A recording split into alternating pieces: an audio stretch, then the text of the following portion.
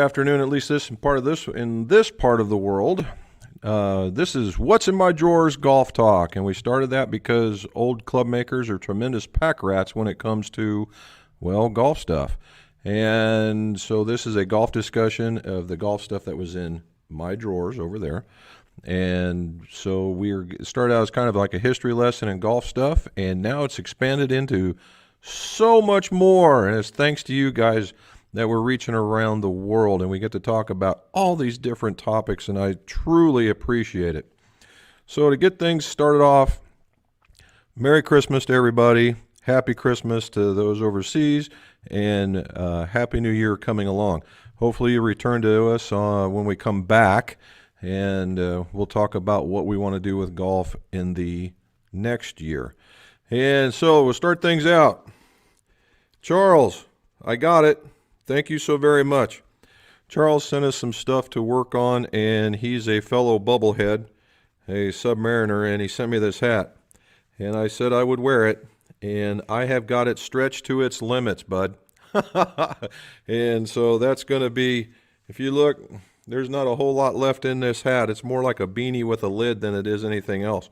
So, but I do appreciate it, and it will go in my whale memorabilia area, as this lettering and this whole stuff is very, very original, as you would know.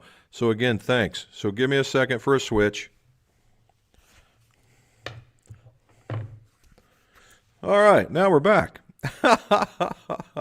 All righty, so normally at this point we'd be talking about who won and stuff, but we're not going to go there because this is really about you guys and us, you and me.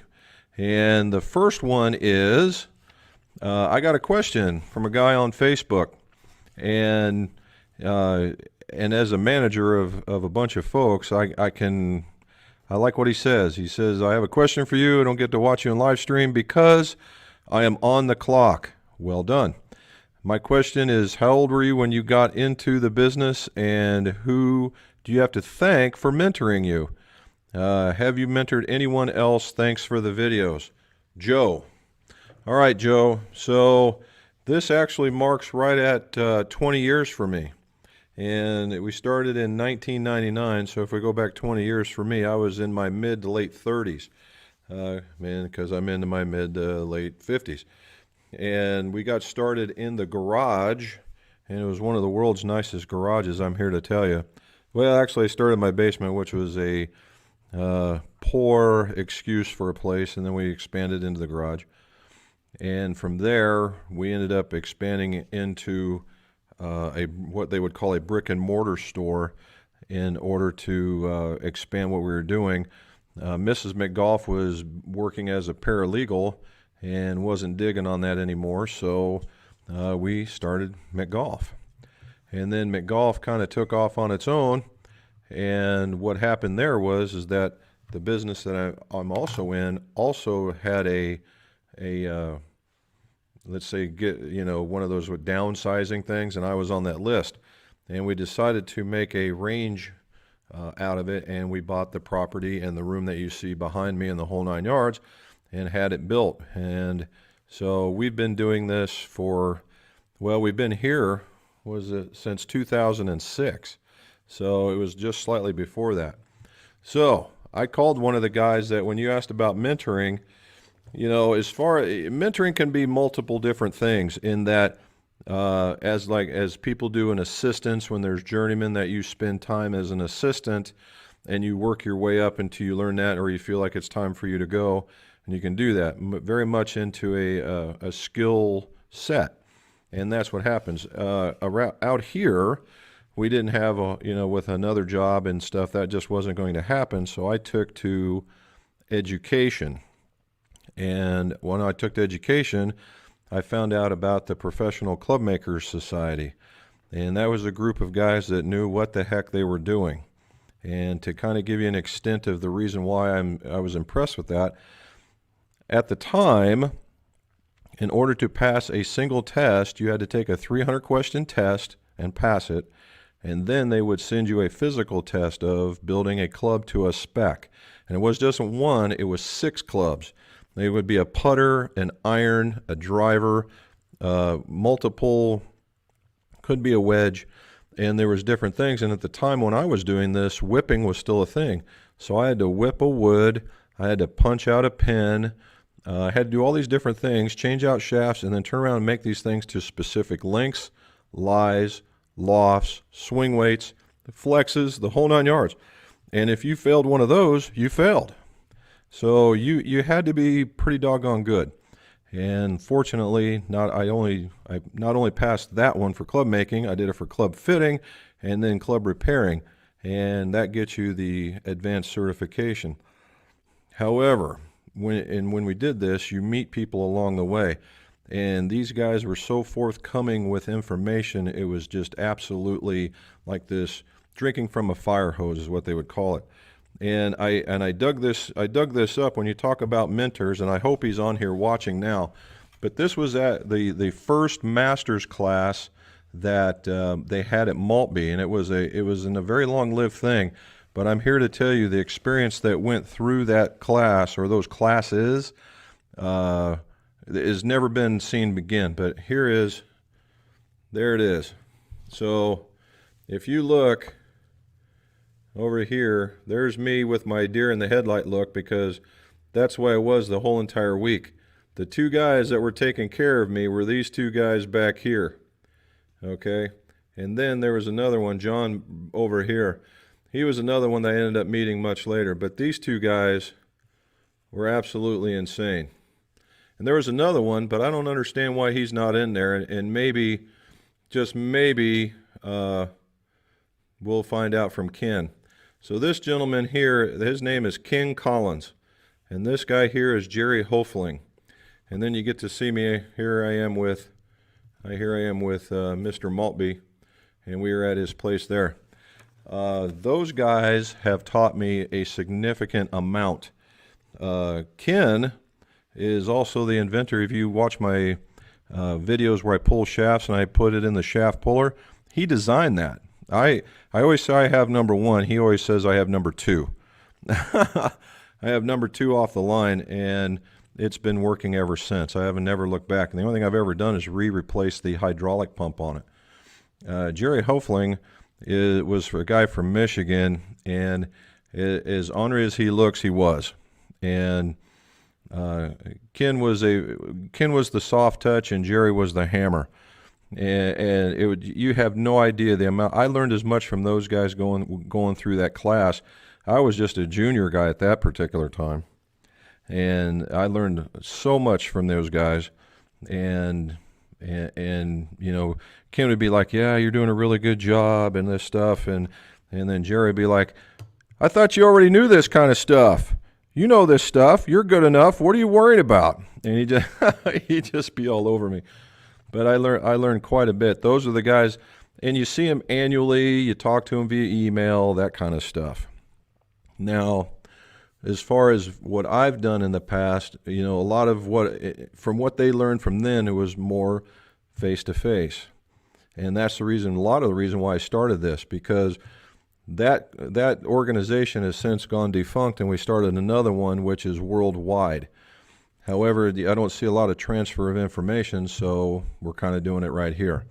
And so we're doing it like that. Now, I've had club makers and PGA alike come in here, and I take them through what they need to know, and kind of mentor them like that.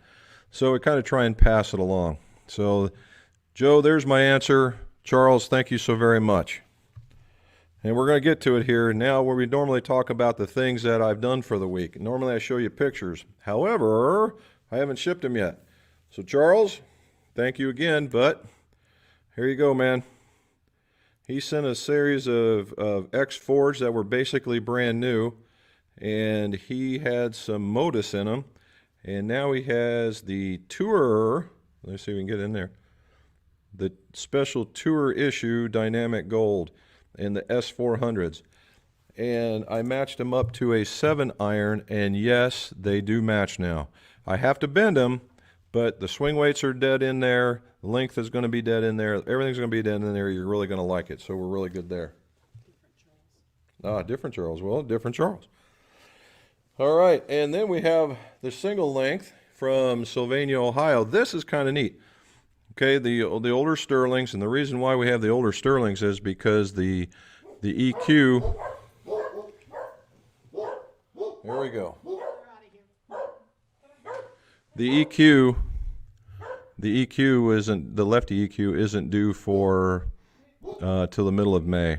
So he sent these, and he has some arthritis. So we talked about, he liked the weight, so we talked about graphite shafts. And the graphite shafts right here. How cool is that? Right? Patterson Kinetics single length. These are graphite shafts specifically for single length. Now, as you can see, they are a wound shaft. It has a lot of going on here, right? It's a really neat looking club. Now, he wanted me to make it an extra half of an inch longer. I don't know why, but we did, and then we put on the Jumbo Max, and this is the Ultralight, right? The Ultralight, and it's a very lightweight grip. This thing is, imagine a jumbo grip, if you will, or something bigger than a jumbo grip, and it weighing about 35 grams. That's this guy, and because of that, the swing weight's massively heavy. So hopefully that's what you were looking for. There is going to be a lot of head weight, but it's not going to be just so all over the front. It balances, but it's still going to be heavy. And last but not least, which is going to be a McGolf favorite, wrong one. It's going to be a McGolf favorite is this one. And SEL, man, Select or Special Edition Lefty. All right, red with the red Modus. I don't know if we did this before, with the red grip. Now, which takes me into a bit of a topic. You know, and it will be a video. It's not going to be the next video, but it will be a video. Loft and lies, are they important? Particularly in irons. They're vitally important in irons.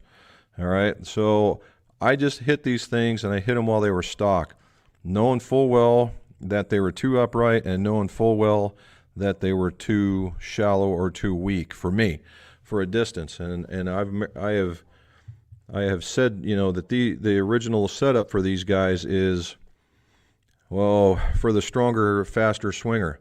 However, if you can find the middle of the club face, they tend to go. So I hit them, and I went through and I hit them all, and I hit them. Then I bent them to the right lie angle because I was into the heel, bent them flatter, and I made them a degree to 2 degrees stronger depending on what I found. And I went it back out and I hit them. And I got into the middle of the club and I hit them like a whole nother club further. All right, a whole nother club further. And it is significant numbers. And now I'm into the areas that I'm used to from the new levels that I had from last year. And so that's going to be a trial period, but I'm really getting them out there. So if anybody asked, certainly that's what it is. All right. So here we go. Are we ready to go? So what I want from you guys, before I even look at the comments, did you get a golf present, and what is it, if you really think, you know, if you can answer, a golf present? Did you get what? Did Santa come and drop you, or St. Nicholas? How about that? Come and drop you off a golf gift. You saw mine. Let me see yours. All right, Henry. He said lost a 7-iron head down range yesterday. What are the top 2 to 3 reasons epoxy failure? The shaft didn't break, head flew clean off. Thanks for all you do. So, Henry, the very first reason why it fails, epoxy fails, right, is number one is that either the shaft or the hosel is dirty or oily, right? Because the way some of the processes are, if you have forged and they go to drill in, they're going to drill in with an oil base. Now, they do their best to clean it out, but sometimes there's a film left. All right, and then the outer, and then sometimes that as you're test fitting, that oil could get onto the shaft as you're test fitting, and it can get on there, and it won't stick because a regular epoxy doesn't like that kind of stuff.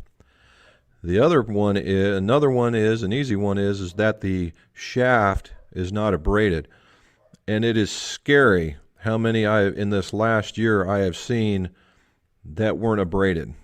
Okay? They just weren't. Let's see if I can make this go away a little bit. There we go.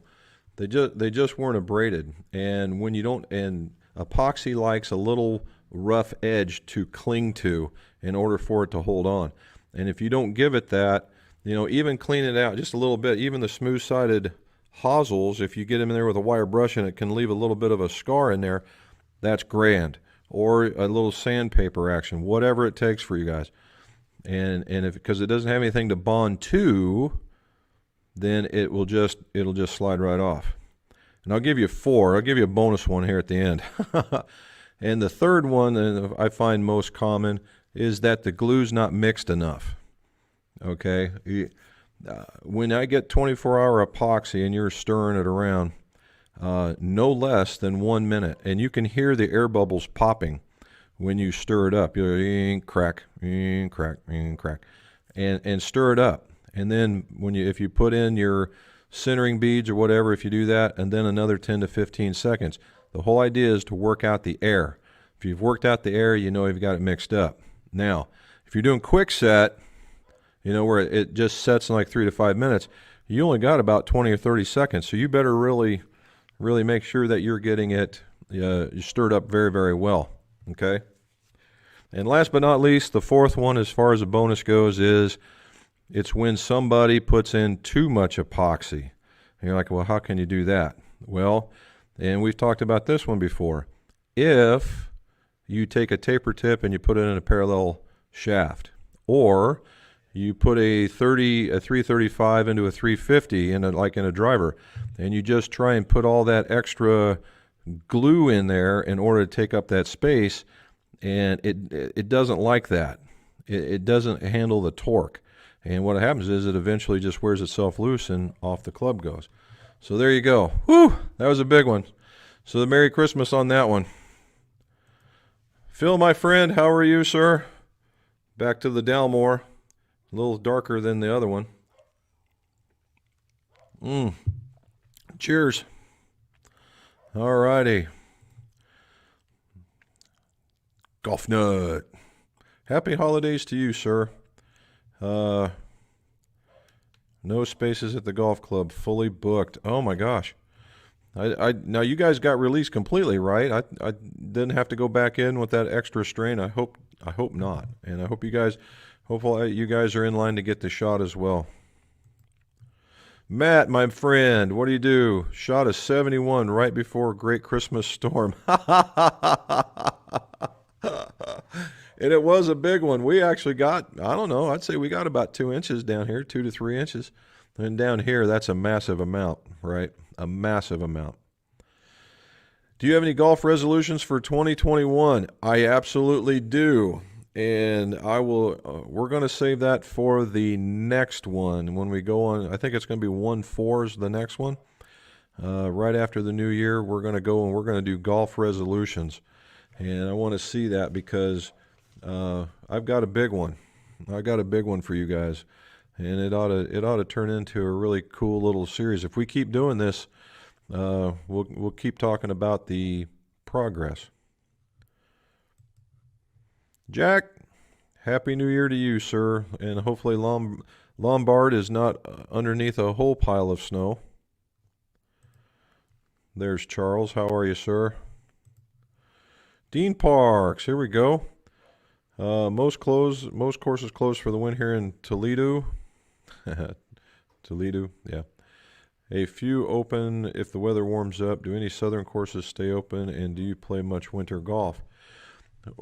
Dean, we do. You know, there's a, you know, from you to me, that's a tremendous amount. He lives in Toledo. I call it Toledo, and they're about 4 hours to the north. And they're closer to the Great Lakes, so they get that lake effect snow, and they get all the weather. Down here, we're protected by the mountains, and there is a lot of times where it'll run into the 50s. And just like this weekend, we're going to be into the high 40s, almost 50. Unfortunately, it's going to be raining. and there are a few municipal courses that will open. Not very many because, I mean, let's face it, after the grass goes dormant in some cases and the weather hits and things start thawing, it just gets mucky. And if they were to release the carts, the boneheads that don't stay on the cart paths, it would just ruin the course. So they will leave it open, but you'll be walking. And I tend to agree with that because I want the courses to look nice. Jack, when you flow a club, do you do it with the collar added or just the head? Just the head, sir. I use the fishing line and put it in there, and I don't need it with the collar. The collar is a 360-degree weight, so to speak, and so I don't see it impacting the way that it would bounce too much. How much time do you need to schedule a fitting? You just get a hold of Miss McGolf right now. It's crazy. Normally it's zero at this particular point, but we do have folks coming in from all over, north and east, basically, and so we do have to schedule, which is a good thing when we're talking January in the middle of winter in the northern states.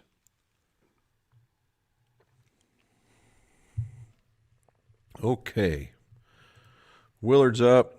There you go. And to you too, Willard. Hopefully you guys had a really good one.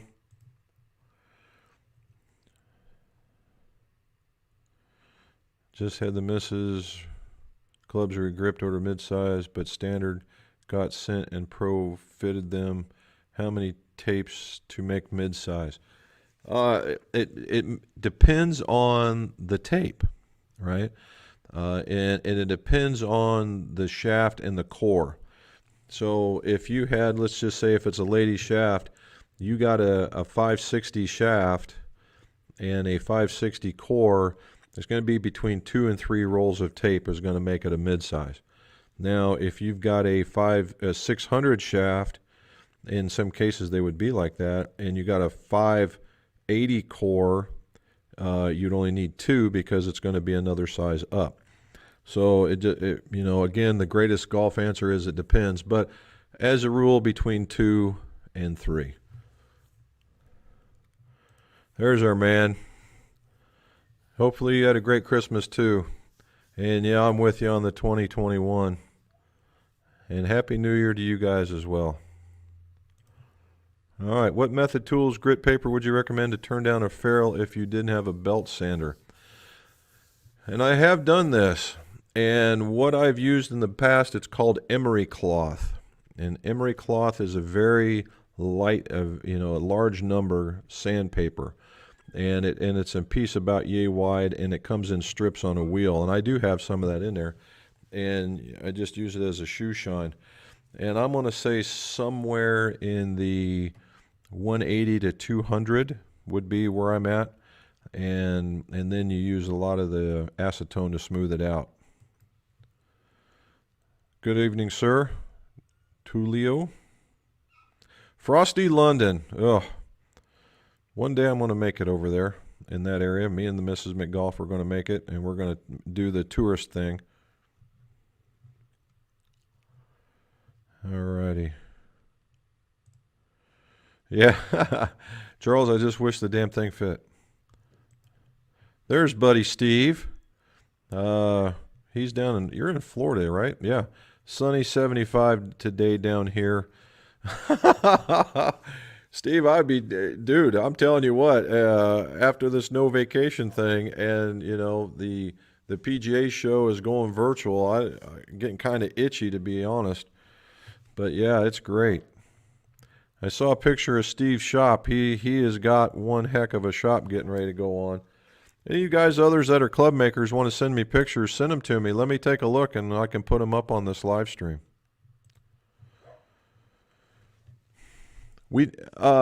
James, we got your email, and Robin and I were talking about it, and what I'm looking at is and send us another email, and we'll give you a quote, are they just the wedge heads, or do you need me to take them apart? And what kind of graphite shafts do you want back in them, and what kind of grip do you want on them?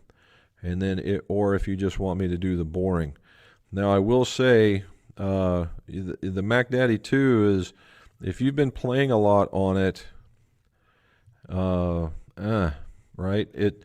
If you haven't been playing a lot on it and they've got a lot of groove left and a lot of face left, then certainly. But if they've got, if you're developing a wear mark in it and all of a sudden you want to change, you would be far and away better to go to the Mac Daddy 5s. They have a very similar shape as the 2, but a much more aggressive face and line. Okay, so that's where they're at. Oh yeah, I hear. Oh, I don't know. You guys hear a dog whining in the back? Let us know. Joe in Leeds, thank you, sir, for checking in. You guys over there just impressed the living tar out of me because of staying up late in order to make this happen, and I appreciate it. I have just been given the hard word by Debbie. Workshop has to go out of the house and into the garage. Well, Kent, honestly, that might not be a bad thing.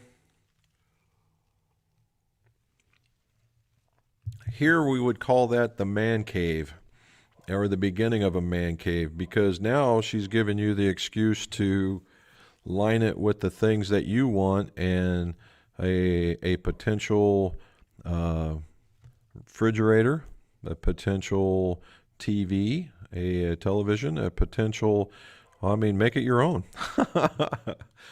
And I kind of got that word too. It's got to go outside. I was smelling up the house, and look what happened to me.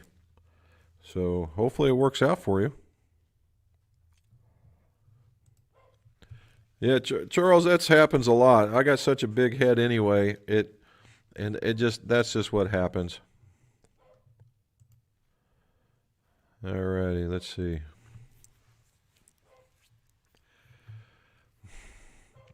I've seen wooden dowels installed in the tip of iron shafts, positioned half in, half out of the hosel.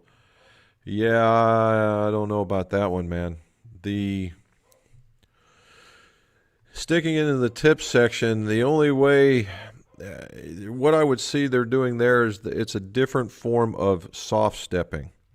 And why they would want to do it like that is basically they didn't have the right thing to begin with, the best I can figure, and a little bit of swing weight, because back in the day, heavier was better. And that's probably what that do. Now, what effect would it have? It would make the club kick a little higher, because it's going to play softer, because it's basically the same thing as quasi not inserting it all the way. You do have the wood there to take up some of the give, but you're still talking about a profile of the shaft.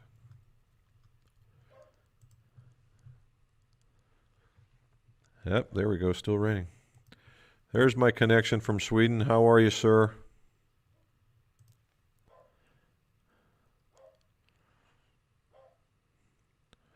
Well, Jack, I hope it all goes down. You guys are starting to see some of the shots, so hopefully we'll see some of the decline. Hello, John. And Pui, how are you, sir? There's Joe again. Nice over everything. Oh, great. You guys are just in the heck of the best part of the weather, aren't you? But it is winter. Okay, what do we got here? Christmas. Buddy George Patterson checking in from Pennsylvania. I got the Cleveland Turbo 9 Degree. Can't wait to try and hit that bad boy. Good. I'm glad you got it back. Northeast Missouri. Okay, Warren Slick, did you guys get snow? I saw that the storm came through that way. It should be pretty impressive. Okay, any options on graphite to put in a slider 3-iron 370 tip? Going to use it as a driving iron.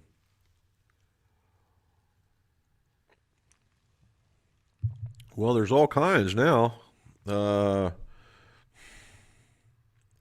Knowing what you were doing there, let's see. It just depends on how exotic you want to go. Okay, that's one way of looking at it. there is and how heavy you want it to be. There is I would say, I had to look to make sure. From a cost going up, if you're looking at a 100-gram shaft, we'll say, 90 to 100-gram shaft, Acura makes an I-Series Tour. In the I-Series Tour, it has a bit of support or reinforcement just above the tip section. And for a guy that's going to come around like I know that you're doing, that would help stabilize the club and not an exorbitant cost. And over in England, my buddy Lee is the distributor for Acura, so you should be able to get your hands on it pretty readily, or have him do it. He's excellent. And but they do have it over there, and they're out of. He's in, if I remember correctly, he's actually in London proper. So I don't know how far away you are, but you might be able to find him. Another good one that if you're looking at really being able to jump on one, what seems to be real popular in the driving iron type stuff is that Graphite Design Tour AD, the orange shaft. You could do that. I'm sure that comes in a 370. Another one that I would think that if you like it more iron shaft like and less hybrid shaft like is the KBS TGI Graphite, and they have but the thing is, when you get it in the higher ones like the 95 and the 100s, they're taper tip, but you can put them on and use a brass adapter and it will work just fine. I did that for all my new levels, and that nothing's come apart yet. Okay. What are your thoughts? Experience graphite shafts for better players? The recoil 125 and the 115s. Well, I was just talking about that. And Pui he's a guy that can hit the ball pretty hard. As long as the only thing, when we talk about better players, it tends to be synonymous with they hit the ball well and they hit the ball far. And they normally hit the ball far because they're swinging very fast. And if they're more of a picker, per se, I wouldn't have any problem with either one of those. They both will stay with them. The 125, actually, you'll find that quite possibly it might actually be as hard to bring around, if not harder, than, say, a dynamic gold, because that thing's stout, okay? It is stout. And the same thing with the 115, but we're talking about a better player, so it's not a problem. In either way, I wouldn't have a problem. Now, if they're big Jasper Parnevik divot takers, I'd be concerned, only because, let's face it, metal is a little bit stronger than graphite. Now, do I have worries that he's going to snap it off in the first time? Absolutely not.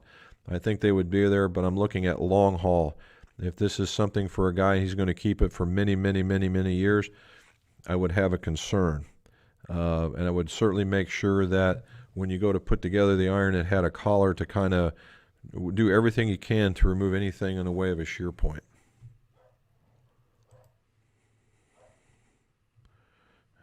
All right. Thomas, good evening. We went outside to go look at it, and much like everybody else, we were kind of weather bound at it. Here we go. Another Travis, and from Jersey and on Facebook. Thank you, sir. What would happen if you put a driver shaft into a 3-wood head without trimming it? Thank you. Actually, you probably end up liking it. Hold on a second. Not sure what that was, but it's gone now. That's happened a lot, Travis, and basically what it'll do is it'll make the shaft play a little bit softer, but if you're a guy that wants a little bit more snap into the club, you might actually like it.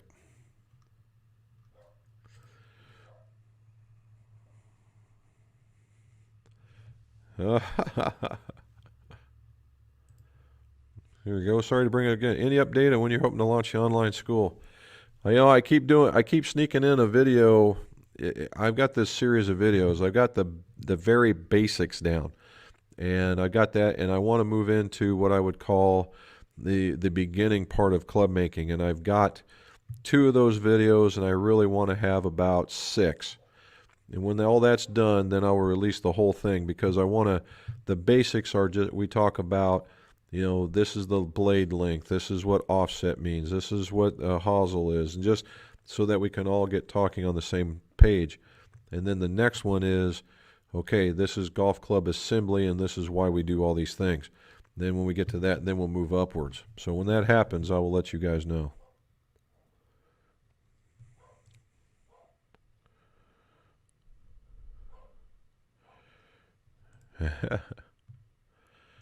All right, Jim.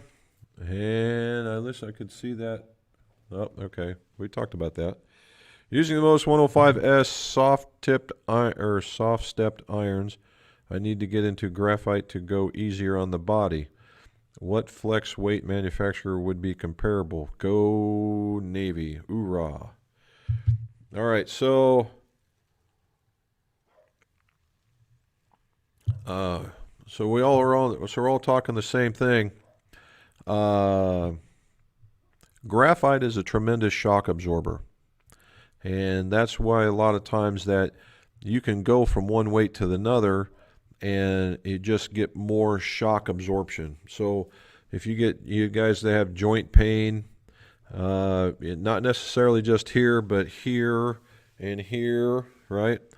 And quite possibly it can get into the spine. The graphite tends to eat that up quite a bit. And then with the addition, if you like them, the softer synthetic grips, then yes, then that's one way to go. I will say this, Jim, I just went the other way. I was using the KBS TGI 90, the 95s, but in the R+. And it's because they play a little stiffer than advertised, and the R+ brought me in right at the beginning of the stiff range, right there. And I liked them. I thought they felt really, really good. And as you saw, I went to this, which is the 105 and the S's right here. Okay, and there is a noticeable change, but you don't lose control. The shaft is very, very good. I will say that. I would recommend that, and because the reason why I like doing it, you get just a little bit of kick, you still get the shock absorption. I mean, it's going to play there, and it's going to be in that 95 to 98, so you're only you're less than a swing weight point off when you go to do it, so it shouldn't be that bad. I mentioned the Professional Club Fitter Society. Yep. Are there any? There is. There's one that I do know of, and it's called the ICG, the International Club Makers Guild, and it's based out of the U.S. But there's a bunch of folks that are in the Asian Rim and in Ireland and England. There's a few members out there, and they have a European section. So I would look up ICG and see about them, because I believe that they have a fairly active group. It'd be well worth checking into for sure. All righty. Whoops, went too far again. Got to go back to the top. There we go. An air fryer. Well, my sister got one. Is it my sister or somebody? We got my son got one, and he's just all kinds of excited about that one.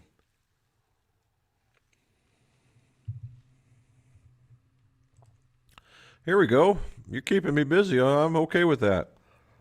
You mentioned that your frequency chart is calibrated closer to 4 CPM. Is that 4 CPM a half inch, or yes, it's 4 CPM for every, well, not necessarily. What I mean is, okay, I see what you're asking me. It's 10 CPM between flexes. Okay, 10 CPM between flexes.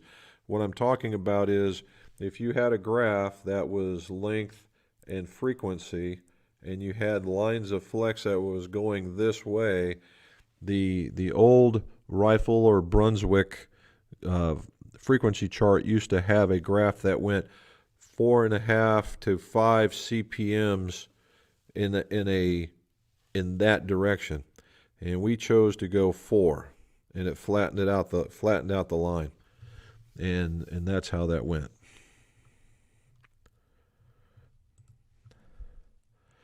The putt out, you know what? That I've got one, and talked to the guys. I believe they're out of the UK. Honestly, at least the guys I was talking to were out of the UK. And it's funny. It's like a video game for adults. The getting in there, because I tell them to hit the right tempo to put the ball right in that hole, and I can keep a guy busy for hours. You wear a groove right in our carpet.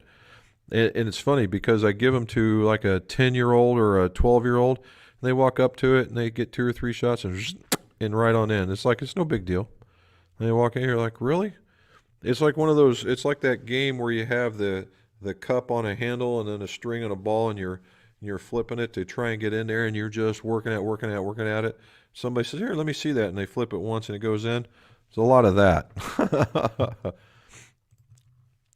There you go, buddy. You better be quick too, man. I'm learning to lay out. I've gotten lazy with my other stuff because I had so much working time. You have to have your stuff in a row in order to get the best out of it. I just bought 2 more cartridges, and I'm getting ready to get in. Well, in fact, I put mine together with them. There you go. 924s and the Project LZs. That is going to be one nice set. I'm here to tell you, these are, I mean, I like the look at these and everything, but dude, if I had the first moment to convince Mizuno to do anything, it would be to go straight to the middle of the number of their sets that they've got and just go, we're going to make this one left-handed. And I just would be amazing. So far, all the blades and the second hardest club to hit out there is the ones they went left-handed with, and then the one that is supposedly the easiest. And it's not like I've not tried. I've tried to hit that thing, and me and that club are not getting along. But I hit this one, and I just tear it up, and it's just really crazy. All right, was Seymour P3, okay, or CMO Rep 3. Pro V1s and some tees. You can't ever go wrong with golf balls and tees because you always need those. A new iPad to watch the stream. Why, thank you, sir. Thank you very much. I've got one for Mrs. McGolf. Don't tell her even if she's listening. It's coming for her anniversary. And the damn thing, I bought it for a Christmas gift, but the thing's delayed till like the 30th. So our anniversary is New Year's Eve. So I guess it turned into one of those. Phil, golf vouchers. Awesome.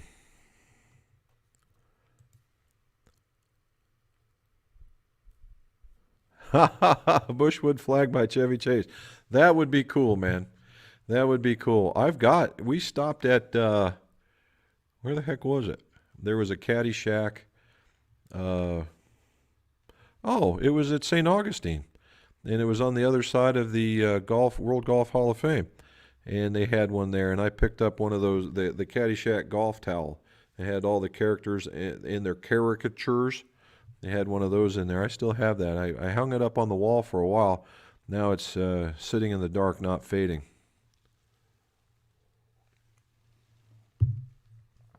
All right, Thomas, I got a practice net.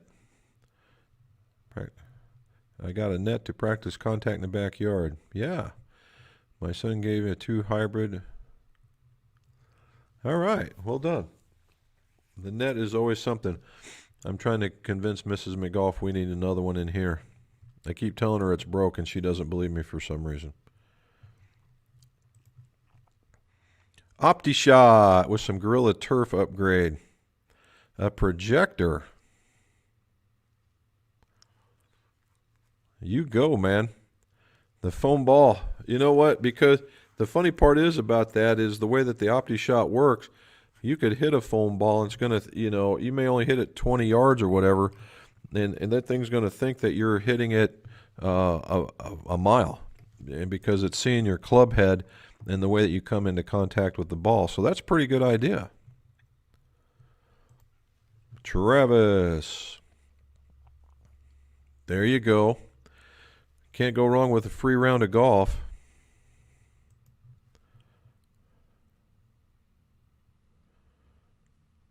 That is my problem. Do you recommend glass shaft beads? Yeah, I don't see anything wrong with that. I tend to go with, I tend to like grit. From you see the guys, the sandblasters, where they, propel them with air and they have different grit. One of the most common uses, they called it Black Beauty, and it was a very small grit, albeit rough, and that's what they did. I've known guys to use play sand, and they put that in there. I don't know if I'd necessarily recommend that, but very thin sandblasting beads. And I know guys that have used they've used glass beads and they've had plenty of luck with them. And if it works for you, then more power to you. I've just been more used to using grit.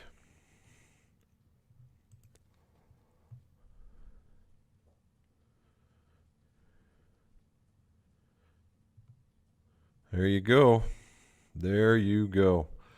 It's weird sometimes when you see that kind of stuff, and now here as of late, I'm now getting the word that, when you've seen where I've done bore throughs for Callaway, and that they've called Callaway, and Callaway says they're not doing that stuff anymore. So I said, well, send them to me. We'll take care of it. Hello, Owen Morgan. Better half is buying a PXG Gen 2 driver. All right. And if you get the fitting, if I recall correctly, they changed their business model to where you have to meet a fitter. They have their own van set up and whatnot, and they meet you somewhere and put you through a fitting. It's a rare animal anymore that they did. They used to start out with custom club guys. I'm not sure that they do that anymore. I haven't seen it.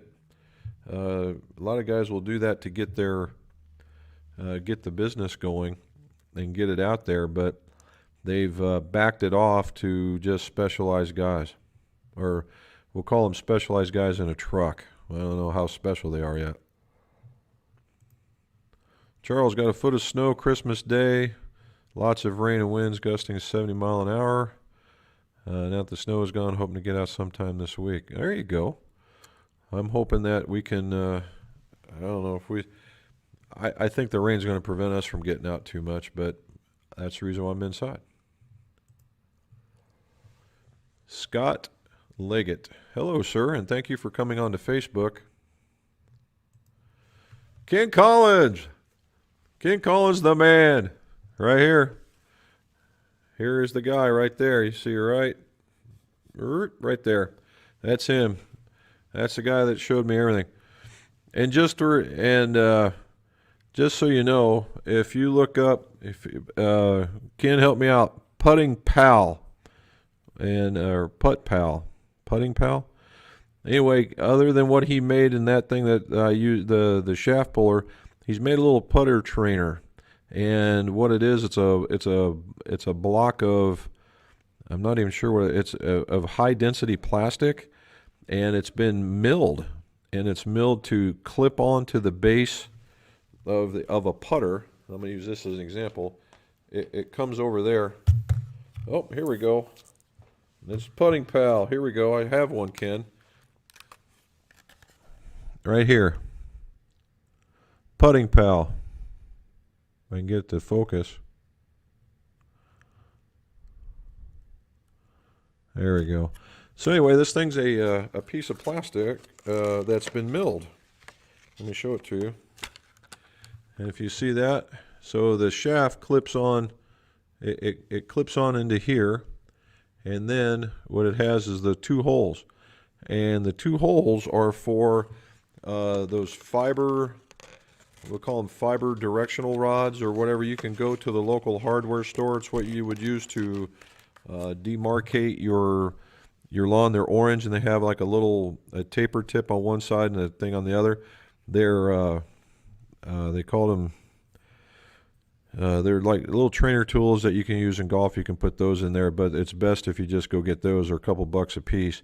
Anyway, you put them on there, and then you put them underneath your arm, and this thing comes down in between you, and it sits here, and then you grab your club in between, and it forces you to do this where, you know, when everybody's telling you to rock your shoulders, it forces you to rock your shoulders. It also forces you to keep your putter in line. And I was absolutely terrible about that. And you want to talk about the most awfulest feeling ever. It just so uncomfortable. But after about 10 or 20 strokes, and it started making a hole quite consistently, you started to accept this is the feel that it needs to be. And next thing you know, you can putt a little bit better. So I would, you know, if you have a chance, Putting Pal, talk to Ken. But that man has shown me a ton. And we have talked about many, many things in many, many ways, and he's done very, very well. Steve from Taiwan, the Canadian from Taiwan. I definitely want to go there too. Have you, or will you test the Autoflex shaft from Korea? That thing has been getting so much press. Totally thanks to Matt on TXG for hitting a ball 370. All right, 370. Now let's put this into perspective. I saw where he redid it, where he slowed down. He's swinging like 104, and he's cranking them out to 270. Now that's about average. Okay, that's not like something super stellar. But he said the funny part is that it stayed with him because he was this fluid swinger and then the load swinger, and it stayed with him. I would love to try one of those things. So Autoflex, and they're out of a group they've put out. They're called Auto Power, and they're out of Korea. And this thing's $1,000 golf shaft, man. If they wanted to send one for testing, I would be more than happy to test it. But I'm not cranking out $1,000 to as something that may or may not work. But the idea of the Autoflex is, regardless of how you swing it, that it stays with you, and in more than one way, in flex and in torque. And it has to do with the way that it's constructed, not only in the materials they use, but the method in which they make it. So that's something to consider. And yes, I wouldn't mind if it was pink either, but they also real big on lightweight. And that seems to be a thing on the Asian rim, is that they, you know, lighter, longer, get that speed going. And there's something to be said about that, except for if you can't make contact with it, then it's not that good. But yeah, I'd really love to check it out. Hello, Ben Harton from Quebec City. How are you, sir? There's Tony again. Aaron, buddy, what's going on? I'm sure you didn't get any snow where you're at.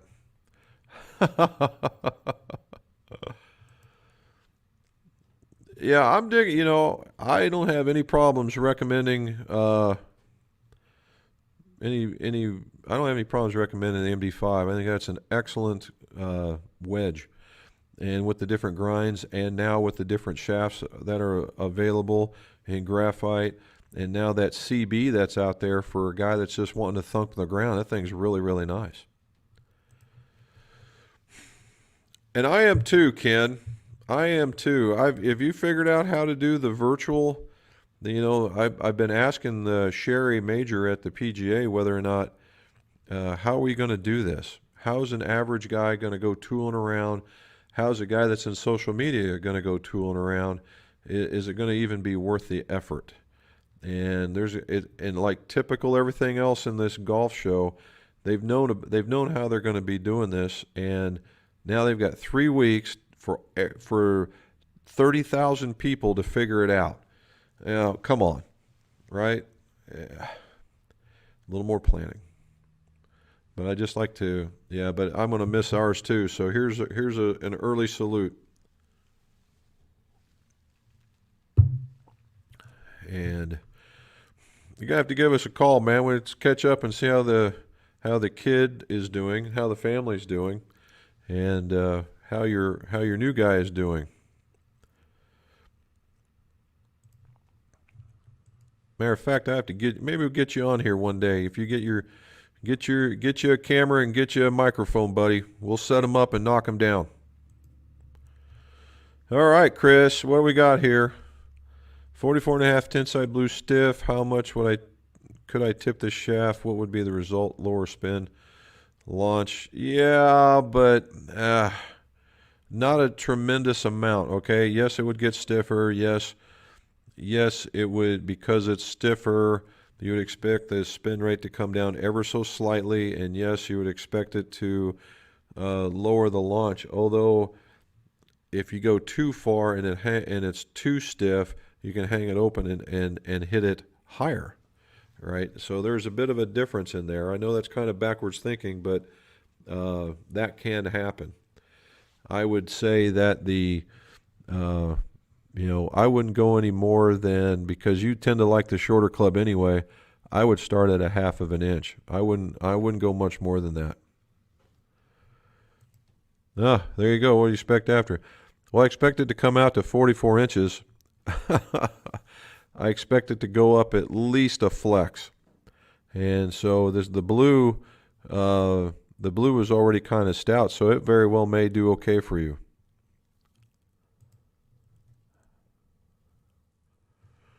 All right. Hope you both had a safe. You too, Al. And oh yeah, down there in Space Coast. Good.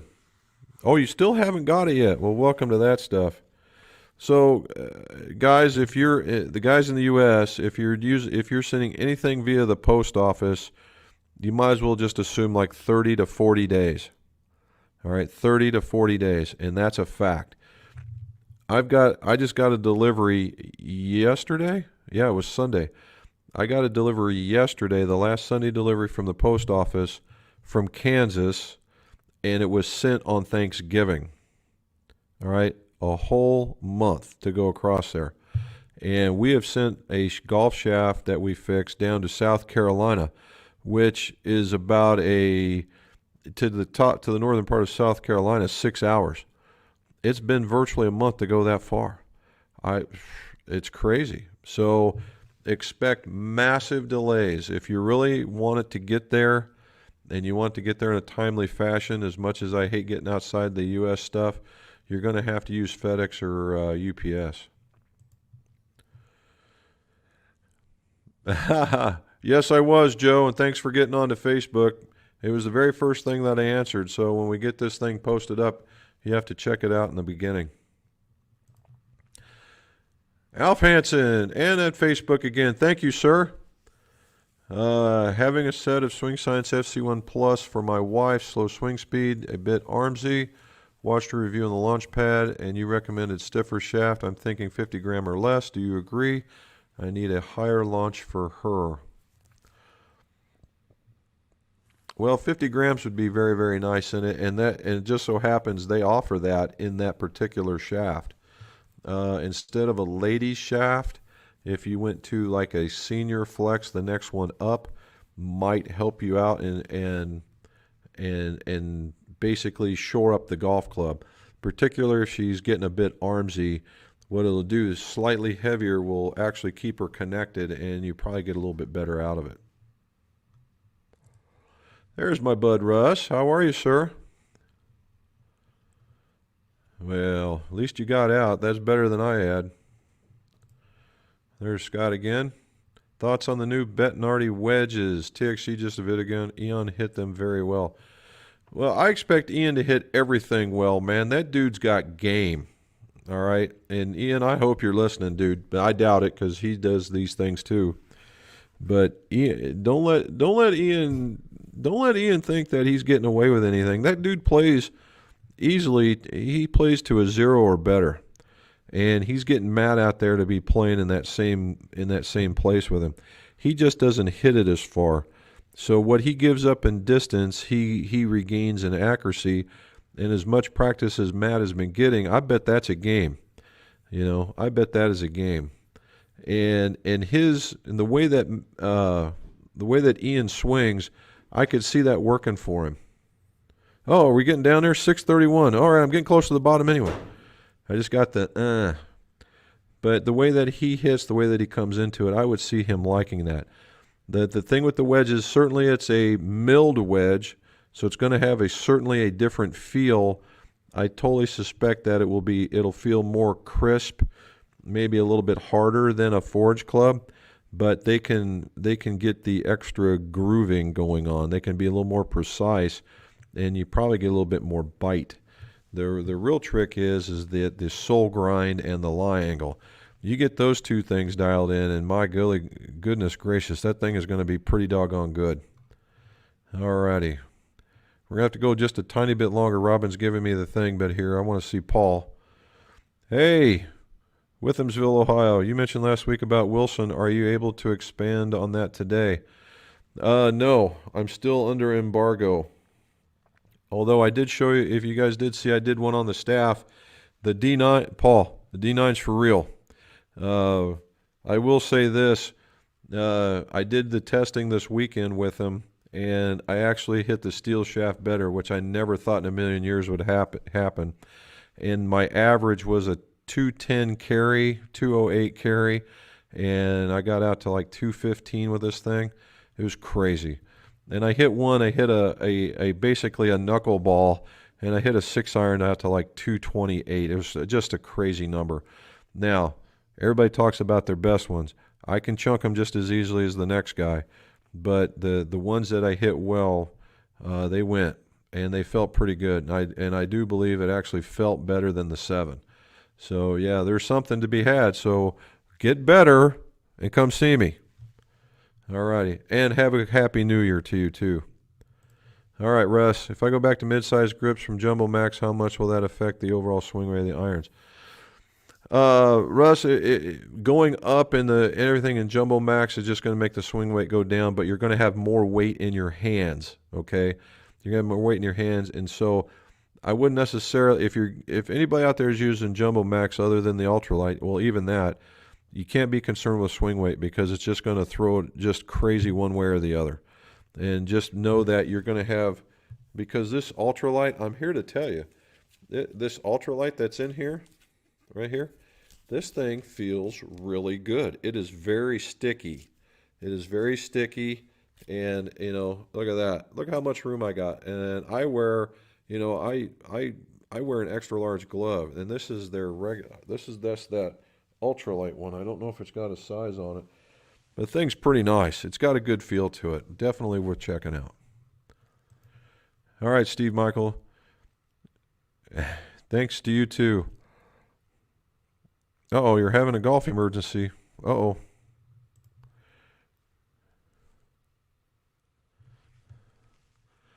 I like it. I like the Blue Series shaft. They got the silver, red, blue, orange, but I think for most golfers they're going to be within floating somewhere inside the silver to the red. If you're a little smoother, I would go with the red, but on the average, I think the blue will fit quite a few people. All right, we're down to 5 minutes over. I'm getting the evil eye. I'm going to give you here. Should I be concerned if ferrules are separating from the clubhead irons? Alan from Fayetteville. So Alan, the biggest thing is if your grip and your head are aligned, it could be just that it's slipping. And nobody likes a slipping club, that's for sure. You see that? That's the light to tell me it's time. And so what you can do is get you just one drop of super glue, slide them back down, and let them stick. You should be good to go. Now, if the grip looks to be cattywampus from the head, it's the head. So you want to keep that in mind. All right. Let's see.